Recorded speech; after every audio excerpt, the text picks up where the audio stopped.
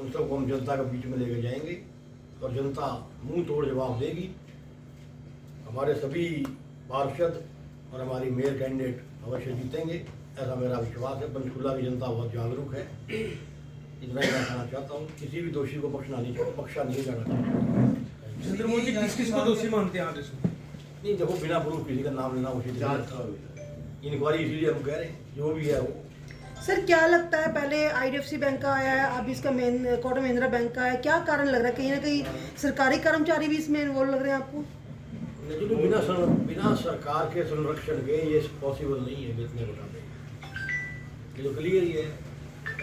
तो मुख्यमंत्री ने भी जांच के आदेश दे दिए हैं। इसमें एक बैंक मैनेजर है जो कोटक महिंद्रा का, वो भी गिरफ्तार हो चुका है, तो कार्रवाई की जा रही है। तो अब आपका क्या कहना है भी किस तरह से कार्रवाई होनी चाहिए? जो आपने भी कई आरोप लगाए हैं घोटालों के निगम पे। माइन्यूटली इस पे जाना चाहिए, अकेले बैंक मैनेजर का फॉल्ट नहीं हो सकता।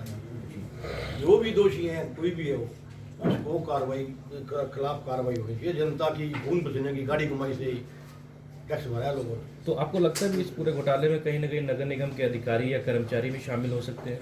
डेफिनेटली हो सकते हैं, किसी भी संभावना से इनकार नहीं किया जा सकता। आपने कहा कि 1 तारीख को आपने समय दिया, उसके बाद धरना प्रदर्शन करें, किस तरह का प्रदर्शन किया जाएगा आपके द्वारा? जी, जैसे आपने कहा कि 1 तारीख तक समय दिया जा रहा है, उसके बाद आपके द्वारा प्रदर्शन किया जाएगा? नगर निगम के दफ्तर के बाद धरना देंगे हम। सीबीआई जांच की मांग करते हैं, आपके साथियों ने की है सर? हाँ जी, सीबीआई जांच की मांग की है? पहले दोषियों का नाम आना चाहिए, फिर भी हमें लगा कि हम सेटिस्फाइड नहीं, तो हम दोबारा मांग करेंगे ये, और उसकी रिकवरी होनी चाहिए। उसकी रिकवरी होनी चाहिए विद इंटरेस्ट। तो 2019 से ये चल रहा था, अब जाके खुलासा हुआ इसको लेकर। नहीं, हाउस के अंदर जैसा सलीम जी ने बताया आपको, इन्होंने तो कई बार कहा, सभी साथियों ने, सोई साहब बैठे हैं, बहन रानी जी बैठे हैं, और भी जो हमारे MC हैं, सबने वो आज उठाई, इतने खाते क्यों खोल रखे? इससे पहले भी एक 48 करोड़ की FD है ना, काफ़ी दिन हमारी अलमारी में रखी रही। OPC ये हो सकते होते थे उनके टाइम की, वो किसी ने देखी नहीं, रिन्यूअल नहीं कराई, तो उसमें भी बहुत बड़ा एक बार इशू उठा था। हमने उसका भी कहा था भी ये किसी की जिम्मेवारी फिक्स करो, किसकी गलती से रिन्यू करने से रह गई 48 करोड़ की FD। इनका इंटरेस्ट देखो कितना बनता था। जब तक राज्यों की बात हुई है, हमारे मेयर साहब इसका बड़ा लेखा जोखा, बड़ा रजिस्टर बना रखा था उन्होंने अपने टेबल पे कि कितने पैसे हैं हमारे पास, कितने खर्च, बल्कि उन्होंने तो वार्ड वाइज बना रखा था कि कितने पैसे खर्च हुए और कितने पैसे आए। अब उनकी कलम से भी एक ऐसी चीज़ ये रह गई, देखने वाली बात। सर जैसे ये बैंक घोटाले हो रहे हैं, अलग-अलग जगह उजागर हो रहे हैं, आपको लगता है कि एक्स्ट्रा मैकेनिज्म होना चाहिए कि फाइनेंस डिपार्टमेंट जो सरकार का है वो रेकमेंड करे बैंक को कि इस बैंक में आप जमा करा सकते हो, नहीं तो फिर? पहली बात तो गवर्नमेंट सरकारी बैंकों में होना चाहिए।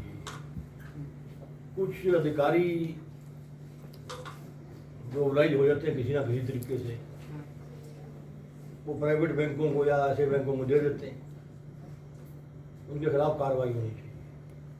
इसमें अधिकारियों का ही हाथ है या किसी बड़े नेता का भी आशीर्वाद रहा होगा, कैसे मानते हैं? और मेरे भाई, बिना प्रूफ के मैं जिंदगी में किसी का नाम नहीं लेता, किसी को डिफेम नहीं करना चाहिए। नाम लेने पर मैं किसी का भी ले दूँ।